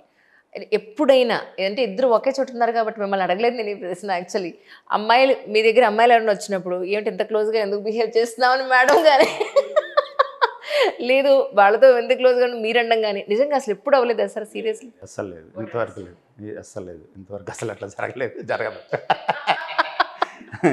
That's so nice. Okay, ఇన్నాళ్ళ మీ కెరియర్లో sir which is most typical patient లేదా ఆ సిచ్యువేషన్ని మీరు డీల్ చేయడం చాలా కష్టమైన సందర్భం ఏదైనా ఉందండి? ఒకే ఒక కండిషన్ అండి. నేను 40-30 ఏళ్ళ ప్రాక్టీస్లో ఎప్పుడూ నేను ఫేస్ చేసిన టఫ్ కేసెస్ ఏమీ లేవు. నేను అన్ని కంఫర్టబుల్గానే చేయగలిగాను. అంటే నేను ముందు చేసేప్పుడు SS planning, correct treatment assessment నేను చేసిన తర్వాతే చేసేవాడిని. సో అన్నీ ప్రాపర్గానే జరిగినాయి. మేమిద్దరం ఫేస్ చేసిన ఒకే ఒక కండిషన్, ఒక రోజు ఒక పేషెంట్కి ఎక్స్ట్రాక్షన్ కోసం మేడం ఇంజెక్షన్ ఇచ్చి టూత్ ఎక్స్ట్రాక్షన్ చేయబోయారు. అప్పటికి ఆ పేషెంట్ సడన్గా కొలాప్స్ అయిపోయాడు చైర్లో. విత్ ఇన్ సెకండ్స్ సడన్గా కొలాప్స్ అయిపోయాడు, బ్యాక్ పడిపోయాడు. సో ఆ సిచ్యువేషన్ ఫేస్ చేయడానికి మేము కొద్దిగా ఇబ్బంది పడ్డాం. సో అది మళ్ళీ మేడం ఏమంటే రెసిస్టిగేట్ చేసి తను బతికిచ్చారు. ఏమంటే విత్ ఇన్ మినిట్స్, ఒక 10 minutesలో తను మళ్ళీ లేచిపోయాడు. అలాంటిది ఒకటే టఫ్ కేసు మేము చూసింది. ఎందుకంటే నేను గురువారెడ్డి గారిని ఇంటర్వ్యూ చేసినప్పుడు సార్ ఫస్ట్ ఇంటర్వ్యూలో మోకాళ్ళ సర్జరీ అప్పుడు వాళ్ళు సర్జరీకి జరిగే ప్రొసీజర్లో తెలియకుండానే అన్ఫార్చునేట్లీ బ్లడ్ క్లాట్ అయ్యి ఆ క్లాట్ బ్రెయిన్ వరకు వెళ్ళి అయిందనే కొన్ని సిచ్యువేషన్స్ ఉంటాయని చెప్పని ఎక్స్ప్లెయిన్ చేశారు నాకు. అందుకని మిమ్మల్ని అడిగాను అనమాట. సో అప్పుడు ఏమై ఉంటుంది సార్ అలా జరిగినప్పుడు? What was the exact condition ఏంటి తన హెల్త్? యూజువల్లీ ఇలాంటి మేము ఎనస్థీషియా ఇస్తాం కదండి, మేము ఇచ్చేదంతా లోకల్ ఎనస్థీషియా. ఆ లోకల్ ఎనస్థీషియా ఇచ్చినప్పుడు కొంతమంది టెన్స్ పేషెంట్లు ఉంటారు, వాళ్ళకి ఎంతసేపటికి సింకోపులు ఎక్కువగా వస్తూ ఉంటాయి. అంటే ఆక్సిజన్ సప్లై టు బ్రెయిన్ తగ్గిపోతూ ఉంటుంది, మోర్ యాంగ్జియస్గా ఉంటారు, నాకు ఏదో జరిగిపోతుంది అనుకుంటూ ఉంటారు. అలాంటి కండిషన్లో ఒక్కసారి వాళ్ళు బ్రీత్ చేయడం కూడా ఆపేస్తుంటారు మేము ఇంజెక్షన్ ఇచ్చేటప్పుడు. లాంగ్ టైం మేము ఇంజెక్షన్ ఇచ్చినా కూడా హోల్డ్ చేసి ఉంచుతారు కదా, ఇలా సో బ్రీతింగ్ ప్రాసెస్ కూడా ఆగిపోతూ ఉంటుంది. ఆ టెన్షన్లో ఆ షాక్లోకి వెళ్ళిపోతారు వాళ్ళు. ఒకసారి ఆ షాక్లోంచి రికవర్ చేయడం అనేది చాలా కష్టంగా ఉంటుంది. దానిలో రకరకాల షాక్లు ఉంటాయి. అలాంటి కండిషన్స్లో మేము కాంపిటెంట్గా లేకపోతే చాలా, ఎందుకంటే మాకు పెద్ద ఎక్కువ సపోర్ట్ ఏమి ఉండదు, కార్డియక్ సపోర్ట్స్ మా క్లినిక్స్లో. బేసిక్గా ఉండాల్సిన ఆక్సిజన్ ఇలాంటి లిమిటెడ్ ఫెసిలిటీస్ ఉంటాయి తప్పితే ఆ రిసస్టిగేషన్ అనే టెక్నిక్ తెలియనప్పుడు మనం పేషెంట్ మేనేజ్ చేయలేం. అలాంటి కండిషన్లో అతను లెగిస్తాడు, లేకపోతే మనం ఏం చేయలేం. అది మన ఒకసారి ఇచ్చే ఇంజెక్షన్ రియాక్షన్ జరగవచ్చు, లేకపోతే ఆ పేషెంట్ టెన్షన్లో ఉండటం మూలంగా, యాంగ్జైటీలో ఉండటం మూలంగా ఇలాంటి కండిషన్స్ ఒకసారి ఫేస్ చేయాల్సి వస్తుంది. కామన్గా జరుగుతూ ఉంటాయి ఒకసారి క్లినిక్స్లో కూడా. ట్రూ. దానికి మినిమం బ్యాకప్ అయి ఉంటుంది, కానీ మా దగ్గర అంత 100% లైఫ్ సపోర్టింగ్ మొత్తం ఉండదు. అది కొంచెం బేసిక్ ప్రాబ్లం డెంటల్ క్లినిక్స్లో. అదొక్కటే కండిషన్ ఫేస్ చేసింది. లక్కీగా ఈ సర్వైవ్. ఎనీ ప్రొఫెషన్లో అలాంటి కండిషన్స్ డెఫినెట్గా ఉంటాయి sir. It's quite common. Risk ఉంటుంది. ట్రూ. యూజువల్గా మేము చేసే ప్రొసీజర్స్లో రిస్క్ తక్కువే. అంటే మేమంతా రీప్లేస్మెంట్ సెక్షన్లో ఉంటాం కదా, యూజువల్గా ఈ రిస్క్లన్నీ ఎక్కువ సర్జికల్గా ఫేస్ చేసేటప్పుడు ఎక్కువగా ఉంటాయి. ఇప్పుడు మాదేమన్నా ఇన్ కేస్ ప్రొసీజర్ ఏమైనా రాంగ్ అయ్యి పేషెంట్ ఈజ్ నాట్ సాటిస్ఫైడ్ అంటే we can repeat the procedure. అది పెద్ద ప్రాబ్లం ఏం కాదు. కొన్ని సర్జికల్గా ఇలాంటి ఎమర్జెన్సీస్ వచ్చినప్పుడు మేనేజ్మెంట్ అనేది చాలా ఇంపార్టెంట్. మేము మా 40 years, 35 years, 33 years ప్రాక్టీస్లో ఒకటేసారి ఒకే కండిషన్ ఫేస్ చేసాం. ఆ తర్వాత అది కార్డియాలజిస్ట్ గారితో ఒకరితో మాట్లాడితే మీరు చాలా లక్కీ, సర్వైవ్ చేయగలిగారు, పేషెంట్ ఈజ్ లక్కీ అన్నారు. తర్వాత కంఫర్టబుల్గా ఉన్నాడు పేషెంట్ అన్నమాట. ఈ ప్రశ్నతో ముగిస్తాను సార్. మీరిద్దరూ చక్కగా ఇంత అన్యోన్యంగా ఇంత లైఫ్ని హ్యాపీగా లీడ్ చేస్తున్నారు కదా, దానికి ప్రస్తుతం ఉన్న జనరేషన్లో ఎవరైతే న్యూలీ మ్యారీడ్ కపుల్ ఉంటారో లేదా పెళ్లి చేసుకోవాలని అనుకుంటారో వాళ్ళకి కొన్ని ఇంపార్టెంట్ పాయింట్స్ అంటే ఏం చెప్తారు? పెళ్ళి అనేది తప్పదండి, లైఫ్లో పెళ్ళి అనేది చేసుకోవాలి. తర్వాత పెళ్లి చేసుకున్న తర్వాత ఇద్దరి మధ్యలో కంపాటిబిలిటీ ఉండాలి, ఈగోస్ ఉండకూడదు. నువ్వు పెద్ద నేను చిన్న అనేది కాదు. వైఫ్ అండ్ హస్బెండ్ అంటే ఇద్దరు ఈక్వల్ లైన్సే, ఇద్దరు ప్యారలల్ లైన్సే. ఇద్దరు ప్యారలల్గా నడిచినప్పుడే, ప్యారలల్గా మూవ్ అయినప్పుడే లైఫ్ సక్సెస్ఫుల్గా ఉంటుంది. ఎప్పుడైతే వాళ్ళు డీవియేట్ అయిపోతారో, ఎప్పుడైతే ఆ రెండు దగ్గర దూరంగా వెళ్ళిపోతాయో లైఫ్ పాడైపోతుంది. వాళ్ళని చూసి వాళ్ళ పిల్లలు, ఆ పిల్లల బ్రాటప్, ఆ పిల్లల నుంచి మళ్ళీ వచ్చే సమాజం అన్నీ వరుసగా ఇంపాక్ట్ అయిపోతుంటాయి. ఫ్యామిలీ నుంచి కరెక్ట్. ఒక బిగ్ ఫ్యామిలీ ఉన్నప్పుడు ఎట్లా మెయింటైన్ చేశారో ఇప్పుడు స్మాల్ ఫ్యామిలీస్ వచ్చినాయి. స్మాల్ ఫ్యామిలీలో ఉండేది వైఫ్ అండ్ హస్బెండ్. వాళ్ళిద్దరికి ప్రొఫెషనల్ ఈగోస్ ఏమీ లేకుండా కంఫర్టబుల్గా లైఫ్ లీడ్ చేసుకొని ఇద్దరు ప్రొఫెషనల్స్ అయినా తప్పే ఉంది. ఎవరి ఇన్కమ్ వాళ్ళకు ఉంటుంది, ఫ్యామిలీ కలిసే ఉంటుంది, పిల్లలు బ్రాటప్, చదువు అవన్నీ ప్రాపర్గా చూసుకోగలిగితే లైఫ్లో అసలు ఎప్పుడు ఇబ్బంది ఉండదు. ఎప్పుడైతే ఈగో స్టార్ట్ అవుతుందో, కోపం స్టార్ట్ అవుతుందో, కాంప్రమైజ్ ఉండదో, అలాంటి కండిషన్స్లో డెఫినెట్గా ఫెయిల్ అవుతూ ఉంటాయి. సో ఇంపార్టెంట్ కంపాటబిలిటీ, అది పెట్టుకోవాలి, ఈగో లేకుండా ఉండాలి. నాకైతే పర్సనలీ యాజ్ అ జర్నలిస్ట్గా ద బెస్ట్ కపుల్ని ఇంటర్వ్యూ చేశాను. డాక్టర్స్ అనే మాట మనం పక్కన పెడితే ద బెస్ట్ కపుల్ వీళ్ళిద్దరు. సార్ చాలా సంతోషంగా ఉంది. ఎప్పటికీ మీరిద్దరూ ఇలాగే నవ్వుతూ ఆయుర ఆరోగ్య ఐశ్వర్యాలతో ఉండాలని మేమంతా కోరుకుంటున్నాం. Thank you so much for coming. Me time ఎక్కువ తినేస్తే క్షమించాలి, ఏమనుకోవద్దు. Thank you. Thank you sir, thank you so much.